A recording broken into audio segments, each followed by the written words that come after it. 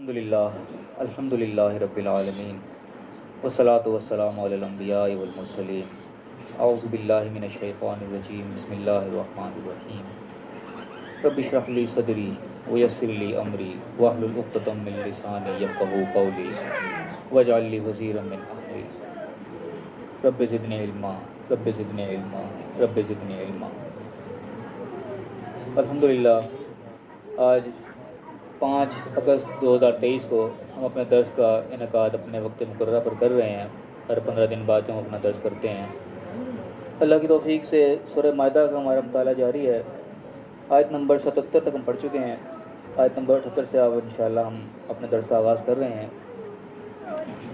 اہل کتاب سے یہاں پہ زیادہ تر سلسلہ چل رہا ہے، بنی اسرائیل کا تذکرہ چل رہا ہے۔ اب یہ قرآن پاک میں اہل کتاب کا تذکرہ بار بار جگہ جگہ بیان ہوا ہے، یہودیوں کا، عیسائیوں کا۔ اب یہ چیزیں قصہ بیان کرنے کا مقصد اللہ تعالیٰ کو خالی کو کہانیاں سنانا تو ہے نہیں۔ یہ جتنے بھی قصے بیان ہوئے سب ہمارے سبق کے لیے ہوئے ہیں کہ ان لوگوں نے کیا کیا غلطیاں کی، ان قوموں نے کیا کیا ان کے بعد احکامات تھے، انہوں نے کہاں کہاں نافرمانیاں کی اور ان کے بعد ان کے کیا نتائج نکلے، اللہ تعالیٰ نے کیا کیا وعیدیں سنائی ہیں۔ ان واقعات سے دراصل ہم نے اپنا سبق سیکھنا ہوتا ہے کہ ہم کون کون سی غلطیاں جن سے ہمیں بچنا چاہیے، کون کون سی وہ باتیں جن کے اللہ تعالیٰ نے احکام پہلے بھی دیے تھے وہ آج بھی ہیں۔ جب انہوں نے نافرمانی کی تھی تو ان کے کیا انجام ہوئے، تو آج اگر ہم نافرمانی کریں گے تو ہم بھی پھر اسی انجام کے لیے تیار رہیں، کیونکہ وہ بھی امتی اسی طرح ہی تھے، اپنے پیغمبروں کی امتی تھے، وہ بھی جس طرح آج ہم ہیں۔ وہ بھی پیغمبر اللہ نے بھیجے تھے، سچے پیغمبر تھے۔ ہمارے پیغمبر اسی طرح ہمارے پاس آئے، جس طرح وہ پیغام لے کے آئے تھے اس طرح ہمارے پاس بھی پیغام پہنچا۔ تو ان پیغامات پہ نہ عمل کرنے کا کیا ان کو بھگتنا پڑا نتیجہ، وہ اللہ تعالیٰ نے واقعات کے اندر ہمیں بتایا ہوتا ہے۔ تو دیکھتے ہیں اللہ تعالیٰ نے یہاں پہ کیا ہمیں سمجھایا ہے۔ ہمیں صلی اللہ تعالیٰ صحیح سمجھنے کی توفیق عطا فرمائے، صحیح عمل کرنے کی توفیق عطا فرمائے۔ اعوذ باللہ من الشیطان الرجیم بسم اللہ الرحمن الرحیم۔ لعن الذین کفروا من بنی اسرائیل، لعنت کیے گئے لوگ جنہوں نے انکار کیا، کفر کیا، من بنی اسرائیل، بنی اسرائیل میں سے، علی لسان داؤد و عیسیٰ ابن مریم، داؤد علیہ السلام کی زبانی اور عیسیٰ ابن مریم علیہ السلام کی زبانی۔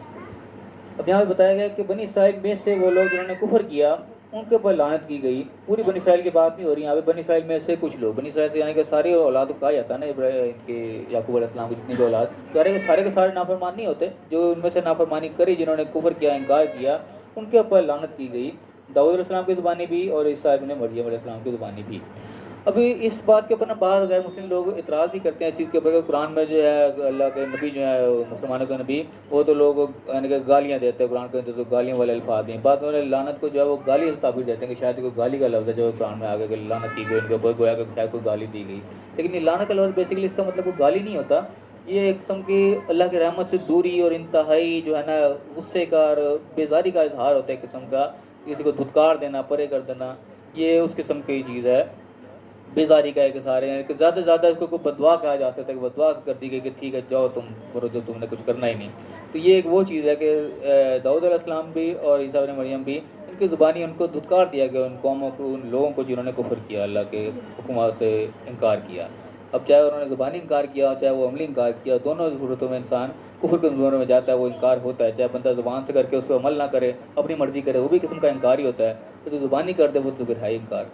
تو اس کیٹیگری میں لا کے اللہ تعالیٰ نے بتایا کہ جن لوگوں نے بنی اسرائیل میں سے کفر کیا ان کے اوپر لعنت کی گئی، ان کو پھٹکار کر دی گئی،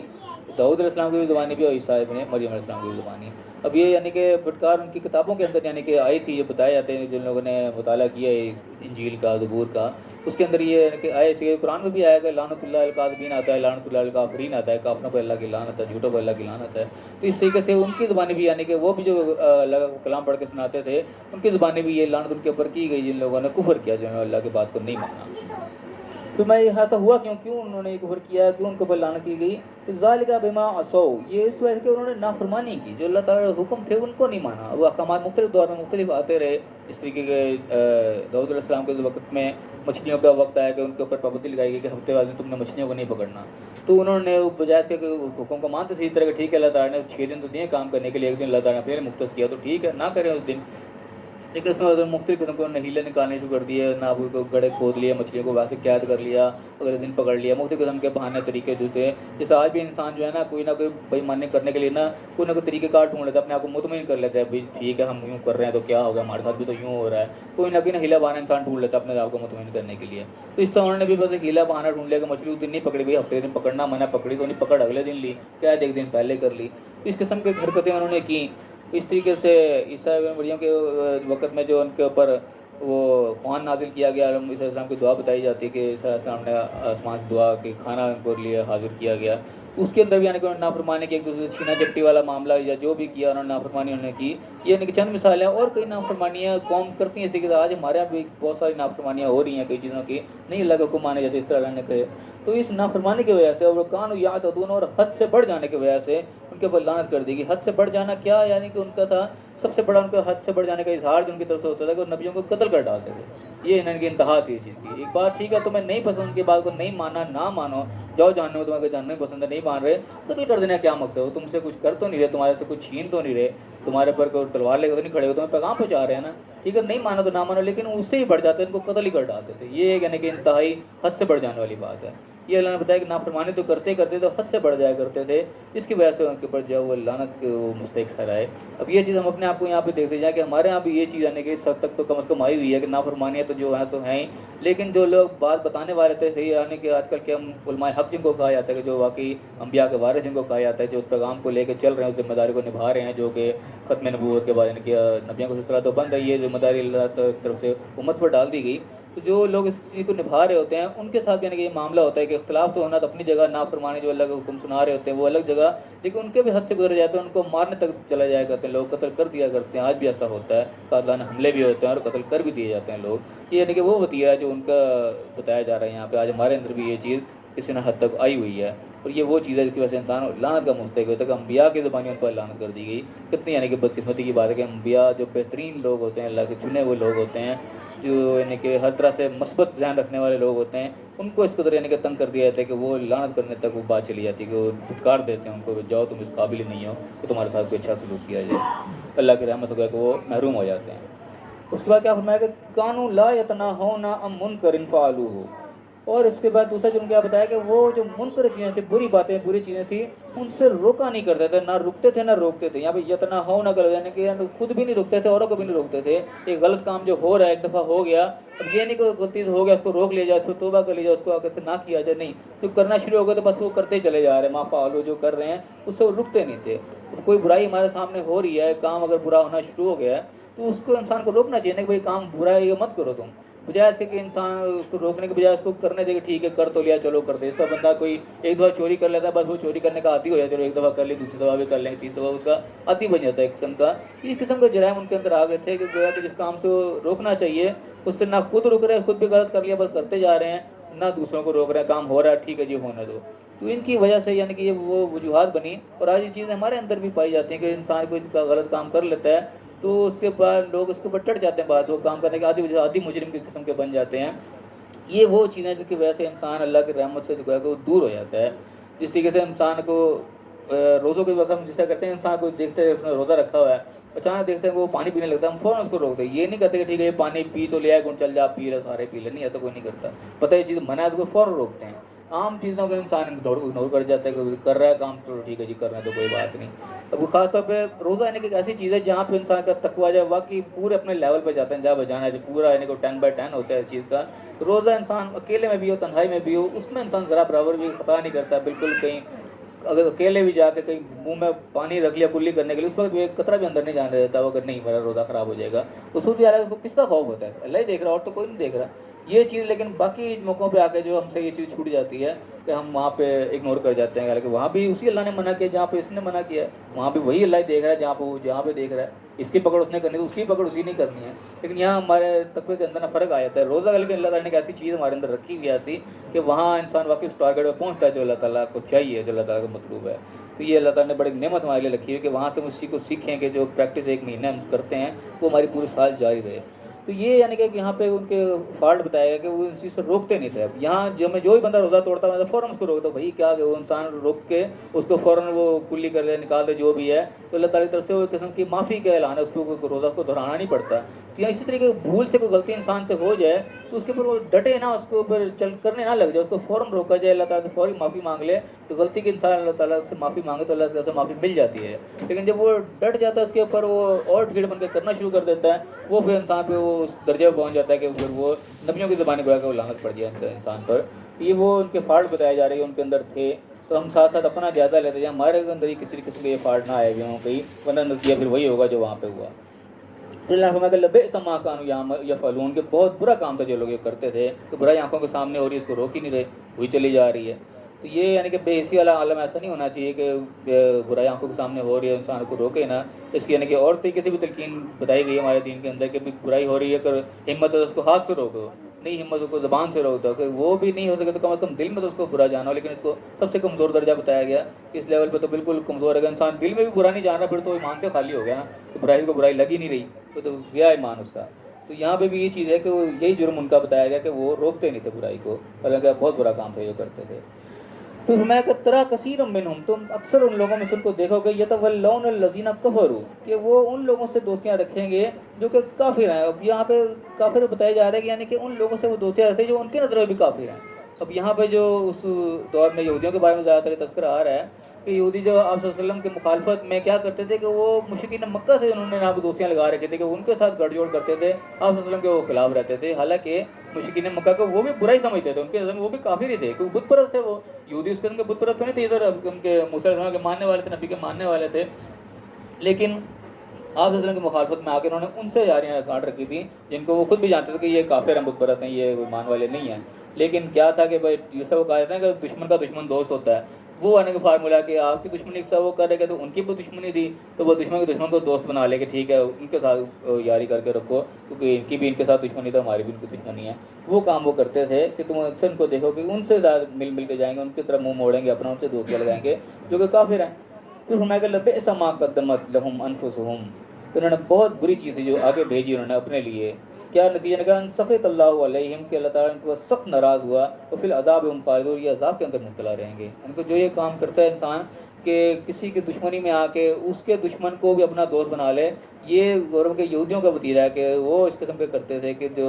کافر بھی ہیں ان کو پتہ لگ رہا ہے لوگ صحیح نہیں ہیں, لیکن ان کے ساتھ یاری لگائیں کیونکہ وہ اس کے خلاف ہے جو خلاف میں ہوں, تو بس ان کے خلاف ہو کے ان کے ساتھ مل جاؤ. یہ یعنی کہ وہ کام ہے جو کہ دنیائی معاملات میں بھی ہوتا ہے اور دینی معاملات میں بھی لوگوں نے کیا کہ جس سے دشمنی پڑی ہوئی نا کہ بس ٹھیک ہے دوسرا بھی اس کا دشمن ہے تو آپس میں ایک مل جاؤ, کسی ایک کے خلاف ہو کے یعنی کہ سارے ایک مل جائے, چاہے آپس میں ایک دوسرے کی دشمنی ہو, آپس میں اس کو اچھا بھی نہ سمجھتے لیکن کسی کے خلاف ایک ہو جائیں گے. دینی معاملات میں یہ ہوتا ہے, ہمارے سیاسی معاملات میں دنیائی معاملات میں یہ ہوتا ہے کہ ایک کے خلاف اگر ہوئے ہیں تو بس دشمن کو بھی اس وقت اپنا دوست بنا لیں گے کہ پہلے ایک کا بیڑا غرق کر لو, بعد میں مل کے آپس میں لڑ لیں گے, وہ الگ کر لیں گے. یہ وہ کس قسم کی بات یعنی کہ یہاں پہ بتائی جا رہی ہے کہ ان لوگوں سے روڑی لگا جاتے ہیں جو کہ خود کافر, ان کو پتہ ہے کہ یہ لوگ صحیح نہیں ہیں لیکن پھر بھی ان سے مل جائیں گے.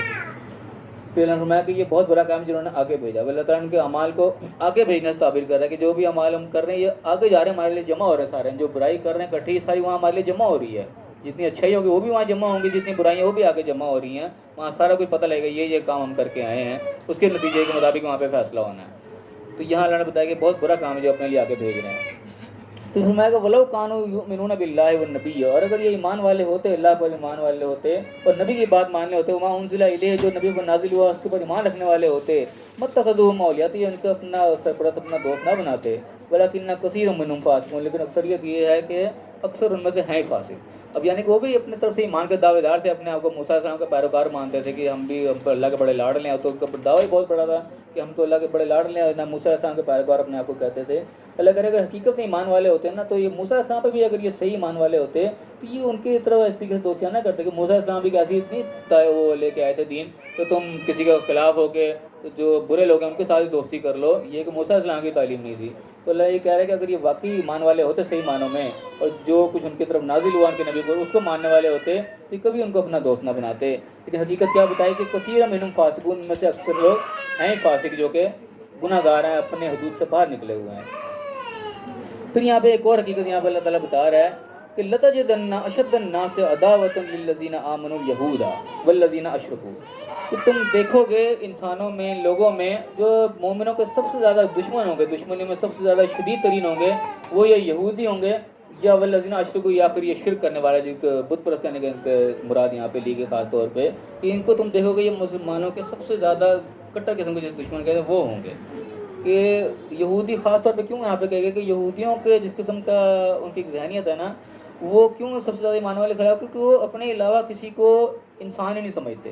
ایک مسلمان تو یا غیر مذہب ہونا یا کچھ اور ہونا تو الگ چیز ہے، وہ ان کی نظر میں صرف یہودی جو ہے وہی انسان ہے، باقی انسان ہی نہیں ہے۔ وہ ان کو بولنے والے جانور سمجھتے ہیں کہ یہ جانور ہے، بس یہ بولتے ہیں، بس انسان ہے نہیں، انسان صرف یہودی ہیں۔ تو اس وجہ سے وہ ایمان والے کو سب سے زیادہ یعنی کہ مخالف، وہ کٹر اللہ نے بتایا وہ ہوں گے۔ ان کی ذہنیت اس قسم کی ہے، یعنی کہ وہ کسی کو مار دینا بھی یہ سمجھتے ہیں جیسے کسی جانور کو مار دیا، اور یہی وجہ ہے کہ وہ کسی کو تبلیغ بھی نہیں کرتے، وہ کسی اور کو یعنی کہ یہودی نہیں بناتے۔ جو بھی یہودی ہوتا ہے وہ پیدائشی یہودی ہوتا ہے، وہ اس طریقے سے جیسے ہم کسی جانور کو جانور سمجھے، جانور کو انسان تو نہیں بن سکتا، انسان تو پیدائشی انسان ہوگا، انسان کا بچہ انسان ہوگا۔ تو یہ اس قسم کی مینٹالٹی ان کی کہ وہ کہتے ہیں وہ یہودی کا بچہ یہودی ہو سکتا ہے، کوئی غیر تو ہے وہ یہودی بن ہی نہیں سکتا، وہ انسان ہی نہیں ہے، وہ جانور ہیں۔ اس کی وجہ ان کی چیز ہے، اس کی وجہ سے بتایا کہ سب سے زیادہ تم کٹر پاؤ گے اپنی دشمنی میں مسلمانوں کو یہ ہوں گے۔ اس کے بعد دوسرے نمبر بتایا کہ والذین اشرکوا، جو بھی شرک کرنے والے ہیں، یہ بت پرست خاص طور پہ، جن کی مثال آج ہم بھی ہندوؤں کو خاص طور پہ دیکھتے ہیں کہ وہ ہے، یہ بھی مسلمانوں کے دشمنوں میں بہت کٹر ہوتے ہیں۔ اس کے علاوہ بھی یعنی کہ دوسرے مشرکین بھی جو ہیں وہ بھی اس کی کیٹیگری میں خاص طور پہ آتے ہیں، لیکن یہاں پہ خصوص جو ہیں وہ یہ بت پرست یہاں پہ مراد لیے گئے۔ اور اس میں ہم دیکھتے ہیں پریکٹیکل بھی کہ یہودی سب سے زیادہ مسلمانوں کے کٹر خلاف، اور یہ کے بعد یہ ہندو لوگ بھی ہیں، یہ بھی اسی کیٹیگری میں آتے ہیں کہ یہ بالکل دشمنی میں حد سے گزر جانے والے آ جاتے ہیں۔ اس کے بعد دوسرا جو اللہ نے بتایا کہ وَلَتَجِدَنَّ أَقْرَبَهُم مَوَدَّةً لِّلَّذِينَ آمَنُوا، جو محبت میں سب سے زیادہ تم قریب اگر پاؤ گے وہ کون ہوں گے؟ الَّذِينَ قَالُوا إِنَّا نَصَارَىٰ، جو یہ لوگ یہ کہتے ہیں کہ ہم نصارہ ہیں، اپنے آپ کو نصارہ کہنے والے، یعنی کہ اپنے آپ کو جیسے ہم عیسائی جسے ہم کہتے ہیں، وہ لوگ تم دیکھو کہ مومنوں کے نسبتاً زیادہ قریب ہوں گے ان کے مقابلے میں۔ اب یہاں پہ اللہ تعالیٰ نے جو طریقہ کار بتایا نا بڑا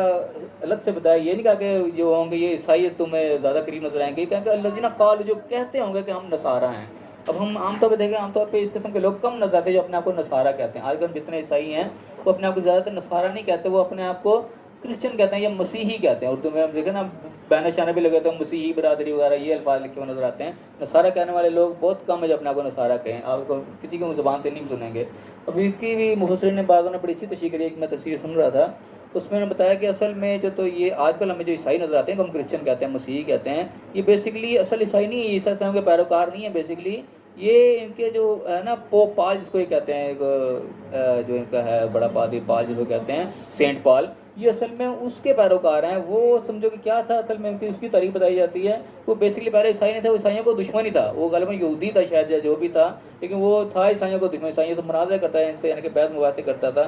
اس نے ایک دفعہ ایسا ڈرامہ کیا کہ اس نے اچانک آ کے نا بس کہا جی آج سے میں عیسائی ہو گیا، اس نے اپنا ایک خواب سنایا جی عیسیٰ السلام میرے خواب میں آیا، انہوں نے مجھے یہ کہا وہ کہا، بڑا ڈانٹا ڈپٹا ایک کہانی گھڑ کے جناب، اس نے کہا جی آج سے میں عیسائی ہو گیا، میں نے عیسائیت قبول کر لی، میرے پہ حق واضح ہو گیا۔ وہ جناب عیسائی بن کے ان کے بیچ میں کود پڑا، وہ سمجھو جیسے وہ علماء سو ہوتے ہیں نا، اس برے عالم بیچ میں کود پڑتے ہیں، وہ اس قسم کا تھا سینٹ پال جو تھا ان کا، وہ عیسائی بن کے اس میں آ کے اس نے جناب ساری ان کی عیسائیت کا بیڑا کیا۔ جب عیسائی بن گیا لوگوں نے کہا چلو جی عیسائی ہو گیا، اس نے بھی عیسیٰ السلام کی جناب جو تعریفیں کرنی شروع کی، کوئی تاریخ پل باندھ کے ان کے جناب ان کو وضو کر کے جناب ان کو انسان سے خدا بنا کر رکھ دیا۔ انہوں نے عیسیٰ السلام نے تو کہیں بھی خدائی کا دعویٰ نہیں کیا، کوئی نہیں کہا۔ یہ سینٹ پال جن کا تھا نا، اس نے یہ کام کیا، تو باقی جتنے بھی عیسائی اصل میں نظر آ رہے ہیں یہ سب اس کے پیروکار ہیں بیسیکلی۔ یہ اپنے آپ کو نصارہ نہیں کہتے، بلکہ نصارہ کے لفظ یہ چڑ کھاتے ہیں، اپنے آپ کو مسیحی کہتے ہیں، کرسچن کہتے ہیں، یہ وہ لوگ ہیں زیادہ تر۔ جو نصارہ کہنے والے اصل میں تھا نا، وہ ایک اور بتایا جاتا ہے کہ عیسیٰ علیہ السلام کا جانے کے بعد ان کا ایک خلیفہ تھا صحیح، جس کو خلیفہ راشد کہتے ہیں ان کے دور میں، اس کا نام غالباً شمون بتاتے ہیں کہ شمون تھا ایک، وہ ان کا خلیفہ راشد تھا۔ اس کے جو پیروکار ہیں اصل میں نا، وہ اپنے آپ کو نصارہ کہتے ہیں، وہ اکثر وہ ہیں جو صحیح عیسیٰ علیہ السلام کی تعلیمات پر قائم ہیں۔ انہیں کی یعنی کہ باقیات میں سے وہ بھی یہ نجاشی بادشاہ وغیرہ جو ہیں جن کے ساتھ کہ یہ وہ لوگ تھے، ان کے بارے میں خاص طور پہ اللہ تعالیٰ نے کہا کہ یہ وہ لوگ ہیں جو اپنے آپ کو نصارہ کہتے ہیں، ان کو تم پاؤ گے تو ایمان والے کو سب سے قریب ہوں گے۔ اس کے وجہ اثر دکھایا تو عام عیسائیوں میں بھی اس کا کچھ حد تک نظر آتا ہے ان کے مقابلے میں۔ آج بھی ہم دیکھیں جو اسلام جلدی لوگ قبول کرتے زیادہ تر عیسائی ہوتے ہیں، جلدی مسلمان ہو جاتے ہیں، نہ یہ ہندو سکھ وغیرہ جلدی ہوتے ہیں، اور یہودی تو ویسے بالکل ہی نہیں، وہ تو اس چیز کو لائق ہی نہیں سمجھتے نا کہ کوئی اور غیر ہو جائے۔ تو زیادہ تر ابھی بھی دیکھیں تو عیسائی نسبتاً زیادہ جلدی اسلام کو قبول کرتے ہوئے زیادہ قریب آ جاتے ہیں۔ یہ ویسے بھی نظر آتا ہے، لیکن خاص طور پہ یہاں پہ تذکرہ ہوا ہے، اللہ نے لفظ بڑا خاص چنا ہے یہاں پہ کہ جو لوگ اپنے آپ کو نصارہ کہتے ہیں. اس کا یعنی کہ جو تاریخ میں بھی اس کی چیز کو نظر آئے کہ مسلمانوں نے جب ہجرت کی حبشہ کی طرف گئے تو وہاں پہ ان کی سپورٹ کی عیسائیوں نے بھی. تو اسی لیے یہ اللہ تعالیٰ نے یہاں پہ بتایا کہ ان کو زیادہ قریب پاؤ گے. اس کی وجہ بھی اللہ نے بتایا کہ ذالک کیوں ہے اس طرح، بِأَنَّ مِنْهُمْ قِسِّسِينَ کہ ان کے درمیان جو ہیں لوگوں میں عالم بھی ہیں، علم سے محبت کرنے والے لوگ ہیں جو علم کو طلب رکھتے ہیں کہ علم سیکھنا چاہتے ہیں. یہودیوں کے اندر اسی کا تکبر تو اپنے آپ کو بڑا اعلیٰ عرفہ سمجھتے ہیں کہ ہم سب سے بڑے عالم، سب سے زیادہ دین ہمارے پاس ہے. وہ دین سیکھنے کے طلب کا نہیں حساب سے. کہ عیسائیوں کے اندر یہ چیز اللہ نے بتائی کہ ان کے اندر علم سے محبت کرنے والے کو علم کو جاننا چاہتے ہیں کہ اصل چیز کیا ہے، ان کے اسی کی طلب ہے. اور رہبان ان کے اندر تو اسی یعنی کہ رہبانیت بھی ہے، اسی کہا جاتا ہے کہ دنیا سے بے رغبتی بھی ان کے اندر کسی اندر پائی جاتی ہے. کچھ تو یعنی کہ اس کے اندر غلو کر کے اتنا آگے نکل جاتے ہیں کہ بالکل دنیا ہی چھوڑ کے جنگلوں میں نکل جاتے ہیں. اسی کو تو پسند نہیں کیا گیا، لیکن دنیا سے بے رغبتی کسی اندر ان کے اندر پائی جاتی ہے کہ دنیا کے لالچ ان کے اندر ہی جتنا یہودی وغیرہ کے دوسروں کے اندر ہے. یہ کچھ وجوہات ان کی ہیں جس کی وجہ سے وہ مسلمان کے ذرا قریب ہیں. اس سب سے بڑھ کے کیا وہ انہم لا یستکبرون کو تکبر نہیں کرتے. اس قسم کے لوگ ان کے اندر پائے جاتے ہیں کیونکہ نرم طبیعت کے لوگ ہیں. اس طریقے سے اور بھی تاریخی واقعات ملتے ہیں کہ جس طریقے سے آپ وسلم جب آپ وہی نازل ہے تو آپ کے پاس ورقہ بن نوفل کے پاس لے گئے، وہ بھی اس وقت عیسائی تھے. تو انہوں نے بھی یعنی کہ وہاں پہ سپورٹ کا اعلان کیا تھا ایک قسم کا کہ آپ کو وہ وقت آئے گا کہ آپ کو لوگ نکال دیں گے، میں زندہ ہوا تو آپ کی میں مدد کروں گا. انہوں نے بھی کہا کہ ایک قسم کا ایمان کا اظہار کر لیا تھا، آپ کو مان لیا تھا. تو یہ چیز یعنی کہ تاریخ نے بھی ثابت کی. پر آج کل بھی ہم دیکھیں تو پتہ چلتا ہے کہ عیسائی نسبتاً قریبی ہوتے ہیں. اپنی کرکٹ ٹیم میں دیکھ لو، محمد یوسف جو تھا پہلے عیسائی تھا، یہ یوسف یوحنا نام ہوتا تھا اس کا، لیکن مسلمانوں میں قریب رہ کے اس نے بھی اسلام قبول کر لیا. جبکہ ایک اور بھی ہماری ٹیم میں وہ ہندو بھی تھا، دانش کنیریا میں، وہ ہندو تھا لیکن وہ اس نے نہیں قبول کیا، وہ ہندو ہی رہا، ابھی تک بھی ہندو ہی ہوگا. تو یہاں پہ دیکھنے میں پریکٹیکلی بھی دیکھا تھا کہ عیسائی نسبتاً جلدی قبول کر لیتے ہیں اسلام اوروں کی نسبت. تو یہاں پہ اللہ تعالیٰ نے بتایا کہ تم دیکھو گے مسلمانوں کے قریب ترین جو ہوں گے وہ نصارہ کہنے والے ہوں گے اپنے آپ کو. تو وہ فرمایا کہ وَإِذَا سَمِعُوا مَا أُنزِلَ إِلَى الرَّسُولِ جب وہ سنتے ہیں اس چیز کو جو رسول کی طرف نازل کی گئی، تم دیکھو گے ترا اعینہم تفیض من الدم کہ ان کی آنکھوں سے آنسو بہہ نکلتے ہیں کہ حق کو پھر وہ پہچانتے ہیں. جس طریقے سے وہی فرمایا گیا، فلموں میں دیکھا گیا، تاریخ بتاتی ہے کہ جب یہ نجاشی کے دربار میں جا کے قرآن کی آیات پڑھی گئیں تو اس کی آنکھوں میں آنسو آ گئے کہ وہی چیز ہے جو ہمارے پیغام پہ پہنچائی گئی. انہوں نے حق کو پہچانا. تو یہ چیز ہے نا کہ عیسائیوں کے اندر کیسے یہ چیز پائی جاتی ہے. تو آنکھوں سے آنکھوں کیوں آتے ہیں کہ بما عرفوا من الحق، وہ حق کو پہچان لیتے ہیں جب وہ تو اس کو مان لیتے ہیں. پھر وہ یقولون پھر کیا کہتے ہیں کہ ربنا آمنا، یا رب ہم ایمان لائے، ہم بات مان گئے، فاکتبنا مع الشاہدین تو ہمیں بھی گواہی دینے والوں میں لکھ لے کہ ہم بھی گواہی دے رہے ہیں کہ واقعی جو بات آئی ہے ہم تک حق ہے. کیونکہ وما لنا، پھر وہ کہتے ہیں کہ وما لنا لا نؤمن، ہم کیا ہے کہ ہم کیوں نہ بات مانیں، نؤمن باللہ، اللہ کی بات ہم کیوں نہ مانیں. جو پیغام اللہ کا دیا جا رہا ہے تو اپنے پاس سے نہیں کہہ رہا، اللہ کی بات بتائی جا رہی ہے تو پھر ہم کیوں اس کو نہ مانیں. ولما جاءنا من الحق، جو ہمارے حق بات ہمارے سامنے آئی ہے تو کسی کی گھڑی ہوئی بات نہیں ہے، کسی کو قصہ کہانی نہیں ہے، اللہ کی بات، اللہ کا پیغام پہنچایا جا رہا ہے. پتہ لگ رہا ہے انسان کا جو حق ہوتا ہے انسان کی چھٹی اس کو بتا رہی تھی، انسان کا ضمیر اس کی گواہی دے رہا تھا کہ واقعی بات حق ہے. تو حق سامنے آ کے پھر اس کو جو ہے ٹکرانا نہیں چاہیے. تو کوئی یہودیوں میں یہ